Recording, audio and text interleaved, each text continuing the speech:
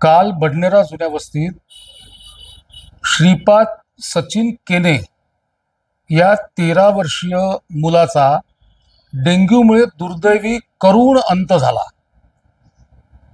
त्याचा चुलत भाऊ, त्याच्या काकाचा मुलगा एकाच घरात राहणारे, तो डेंग्यूने अत्यवस्थ असून तो रुग्णालयामध्ये आहे। सगळे दवाखाने डेंग्यूच्या पेशंटनी भरगच्च तुडुंब भरलेले आहेत। प्रत्येक वस्तीमध्ये पेशंट निघतायत आणि आता त्या अत्यंत करुण घटनेच्या ठिकाणी जाऊन आमदारासह जे जे इच्छुक उमेदवार आहेत त्यांनी आपलं फोटो सेशन सुरू केलेलं आहे।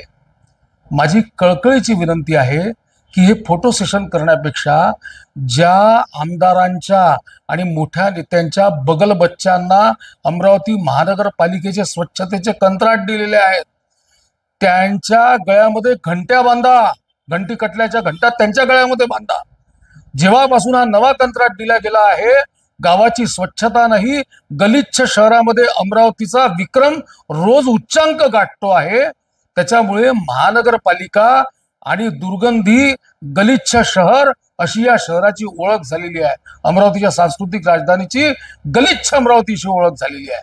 मी आज पालकमंत्र्यांना निवेदन दिलं, चंद्रकांत दादांना निवेदन दिलं, त्यांच्या जो अमरावती शहराच्या तमाम जनतेची व्यथा मांडली की अमरावतीमध्ये स्वच्छतेची वाट लागलेली आहे, डेंग्यू सर्वत्र पसरतोय, कुठे फवारे नाही, रस्त्यावरचा कचरा उचलणं नाही, घंटी कटल्यांचा पत्ता नाही, कुठे रस्त्याच्या आजूबाजूला साफसफाई नाही, घाणीचे ढीगच्या ढीग आहेत।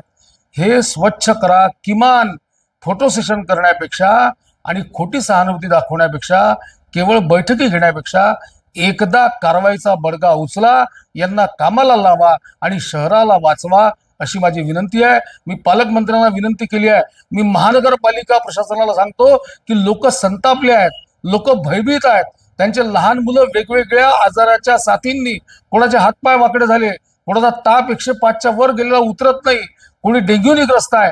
हे सगळं थैमान थांबवण्यासाठी युद्ध स्तरावर स्वच्छता अभियान अमरावतीमध्ये सुरू करा आणि सगळ्यात प्रथम काही होत असेल तर या कंत्राटदारांच्या नेत्यांच्या बगल बच्चांच्या गळ्यामध्ये घंटी कटल्याच्या घंटा बांधा आणि यांनी कामाला लावा, हे माझं आव्हान आहे।